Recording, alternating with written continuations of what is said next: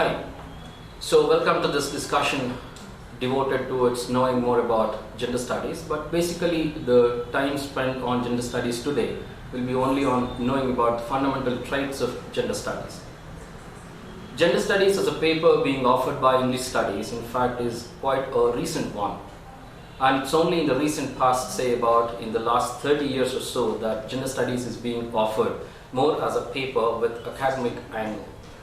And here, one of the things that I want to draw your attention to is gender studies, unfortunately, when it is offered across the universities through India or throughout India, is being understood more as a paper that is devoted towards knowing more about women, but the scope of gender studies is actually more. So we'll know something about the fundamentals of gender studies. It is a kind of an academic discipline that comprises all sexes, and it is a study that is devoted more towards knowing about the issues related to sexuality, and it is not just about women, and it is exactly that we are supposed to unlearn today. Gender studies is not just about women, and it is not knowing only about women, it actually studies more about people. So gender studies basically is all about people. And how did it actually come into existence as a paper being offered by departments across universities across the world? It is a recent one, a recent phenomenon, like I said, and it derives its argument precisely from what Sigmund Freud had propounded. And according to Freud, women in fact are basically mutilated, and we have to understand what mutilated means here.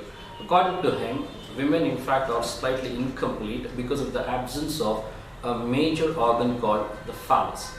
And because of the absence of the phallus, women actually become incomplete, because of which they are supposed to remain subordinate. And it is this argument that has now led to the birth of many theories like feminism and others. And the feminists and the people who are more into women's studies have actually drawn their arguments from Sigmund Freud's propounded theory, that is, women of course is incomplete because she is mutilated, because she has no organ called the phallus. And when there is no phallus in a body, it means that your other competencies, which are cultural and social, are actually driven more by your biology. And this is exactly what is opposed by all the feminists today. And one of the major theories that actually opposes feminism and Sigmund Freud's theory here is, when it comes to knowing about the absence of penis or the phallus, it's not that the phallus is important here, but what is important is the power, the absence of power. So women in fact are what they are today because they lack something called power. And here phallus is associated with power, and it's not just the organ that matters, but women for centuries have been deprived of the power, and that power is largely associated of course with the phallus. And here Sigmund Freud also coined some very interesting term called the phallus envy or the penis envy. And this penis envy in fact is something which has to be understood as the desire of a girl who in fact wants to become important in the world with the possession of the penis, and she of course has no such phallus, because of which she becomes inferior or subordinate to women, and that actually causes a sense of envy in her, and this is exactly what is called the phallus envy. And when it comes to knowing about feminism, here we actually go back to the 19th century, thanks to certain feminists who actually tried to create certain awareness in the women across Europe. And the major reason here is feminism in fact had to take its birth for the reason that the women had become pretty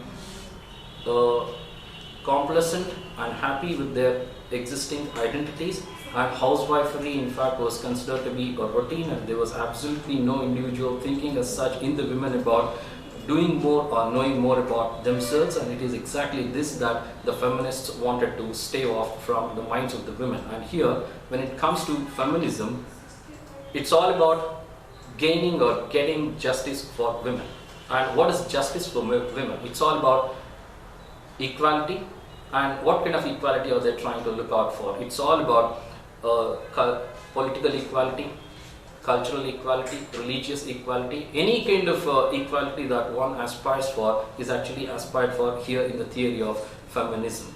And here the feminists have concentrated more upon knowing more about themselves by way of re-evaluating all that is represented by the men. And we have to understand something here. All parts of society, every damn thing that is in writing is actually male writing, and the feminists want to re-evaluate all these male writings because it is here that the women are represented derogatorily, badly, and quite negatively, and it is this kind of representation which is opposed by the feminists.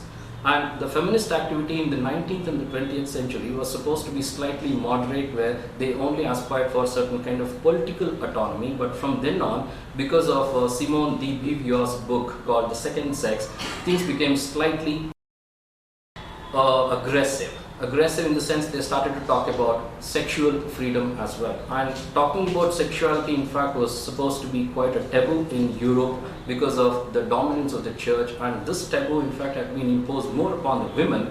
And thanks to feminism, thanks to the awareness created by all these writers, women started to talk about sexuality pretty freely. And this kind of freedom led to the birth of the third wave of feminism, where people started to argue that women cannot be represented as one class or one mass or one whole unit. Instead, every woman, single woman, will have a problem or an issue to discuss depending upon her race, ethnicity, culture, caste, everything. So every single woman has got to be represented as a single case, and this is exactly what feminism has so far done. Thanks to feminism, there has also been something called subaltern studies, and we'll understand what subaltern studies here in the context of knowing more about gender studies. A subaltern is the one who has had absolutely no representation in the society. The subaltern is the one who is supposed to be voiceless, or who has been rendered voiceless because of the hegemonic dominance of certain groups of people. And this subaltern actually is categorized only at three levels. It's the black, the women, and here in Indian context, the Dalit. But when it comes to knowing more about gender studies, it actually gets accommodated within the realm of subaltern studies, because here we have more sexualities coming into account, more minorities coming into account, and apart from the black, the women, and the Dalits, we have other subalterns as well, and those subalterns are the ones who have actually forced themselves into the realm of gender studies, who actually have to be studied in terms of their sexual or sexuality. So this kind of negotiation is very new, and this is being offered, of course, as a new discipline in English studies today. And knowing more about gender studies, we'll move towards something called women's movement. Women's movement is very recent one. And what happened in the women's movement here is, they started to look out for the absence of a language, and this is very interesting. Absence of a language in the sense, the language that was available for them was actually a masculine language, and this kind of an observation was made by the feminists here in the 19th and the 20th centuries. And their claim here is, if you really want to know anything about the promulgation of the image of women in literature, it is all male language, which is masculine in nature, which means, to put it in simple terms, gender representation or gendered representation is very much embedded in language itself. So re-evaluation of all cultures has started first with re-evaluation of the very usage of our languages, because all languages, for that matter, even our own regional languages, have got gender implicit in it, and this kind of re-evaluation is very important, which was initiated by the women's movement, especially in the 1960s and the 70s. It was Virginia Woolf who actually mentioned something about the language being masculine. And here she had a kind of a grievance that she wanted to share with the people, and that grievance is, in case I want to write anything, I don't really have some ready-made sentences, which actually is a big luxury for the men. And what she meant by ready-made sentences here is, according to her, language that had to be resorted to write anything was being used by the men, and all languages were fashioned only for the exhibition and the expression of male desires, and there was nothing like a woman being, of course, equally at ease to use the same language. So Virginia Woolf gave a call to the fellow women to come up with certain kind of a language that could be feminine in nature, or something which could be emancipated from the influence of men on the language, and this is something which is very important here in the women's movement, especially when it comes to knowing more about language and gender. And another feminist called Elaine Showalter came up with a coinage called gynocritics, and gynocriticism rather. Here she classifies the books into two parts. One is androtexts, the other one is gynotexts. Androtexts are quite interestingly known to everybody, that is, they are the texts created by men. And gynotexts are the ones which are actually supposed to be created by women. And when it comes to knowing about gynocriticism, here, this criticism is devoted only to analyzing the works of women. What do these works of women contain? The works of women contain only the experiences of women, the perspectives of women, and representation of the society by the women. So it's all about women, and such studies is called gynocritics or criticism. And this was actually coined by Elaine Showalter. Now, another very important author whom I mentioned slightly a little before, that is Simone de Beauvoir, mentioned something called women are not born.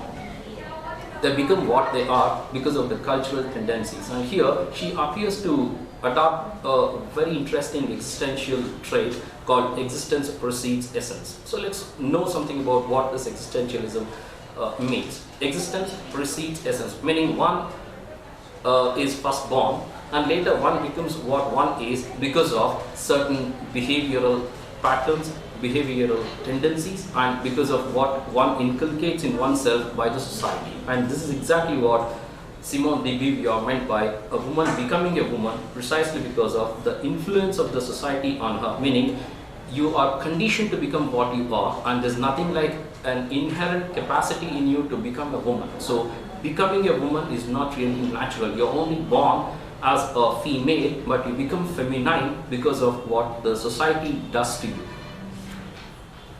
We'll just move towards some of the concepts here. The major concepts here are patriarchy, and people have analyzed patriarchy at all levels, and patriarchy in fact is something which is largely pervasive across societies, and it's nothing but a man-headed family or a man-headed society. And to say one simple thing about patriarchy, all of us when we were kids were taught social studies with one primary sentence: man is the head of the family. And that is something which actually is patriarchal in nature, that gets inculcated in us from childhood days, and that becomes a routine because of the reputation of knowing about it. And patriarchy is one very interesting term that we get to know. And next one is masculinity. Masculinity in Kannada can be understood as Purushatva. So it's a kind of a quality that a man is supposed to possess by way of exhibiting certain qualities about him. That is, you got to be aggressive, you got to be making decisions, you got to take responsibilities, you got to lead. All these qualities actually make you a man, and this is a kind of a challenge every man is supposed to live up to. And gender studies actually talks about something interesting here. There's no such imposition which is in place today, because there are people who are hybridized, where a man actually becomes a male nurse, and in the meanwhile a man can also take the responsibility of a woman, and in the meanwhile a woman can also become an executive in a company where she makes the decisions, meaning we are now witnessing a kind of a hybridized sexuality, and conventional, normal sexuality does not exist. And this is exactly what we understand by masculinity, especially in the context of gender studies. And the other one is lesbianism and homosexuality. And here, this is something which apparently appears to be slightly deviant in terms of sexuality, but lesbianism is supposed to be understood basically as some kind of a female rage or feminine rage, meaning the rage of women against men, wherein they become independent of men even in the context of sex. And in gender studies we understand something called the word the other, meaning it's also used as a verb. You actually become othered, meaning in the world of men you are an other, meaning you're not part of this. This is exactly what she meant by the status of women when she calls the women the second sex. And another very interesting term that we get to know here in gender studies is pornography. Pornography is something which is supposed to be taught to the students, because here in pornography we get to know more about how women are subjected to certain kind of ill treatment because of the consumerist men's society, and pornography here is something that has got more to do with exploitation of women, and gender studies claims for equality in areas such as this where men's tendencies are being questioned. Queer theory, and something very interesting here, and this is actually the major part of gender studies, where people have come out of something called gender normality. People have come out of genital normality because people have now started to witness certain kind of migration from one sex to another, and people have started to behave a little differently in terms of their sexuality, and queer theory destroys all boundaries. So gender studies is all about not just interdisciplinary approach to knowing more about people, but it is also about how boundaries have become endangered. So last thing that I want to say a few things about is sexual contract. And here, when it comes to the relationship between men and women, the women have a major complaint, that is, men try to claim their ownership over the bodies of women, and this is exactly what is called sexual contract. And marriage is also supposed to be understood as sexual in nature, like polygamy and all, and the feminists have considered the polygamous marriages to be sexualized marriages, where women is sexually exploited as a sexual object. So we'll know more about it later. Thank you.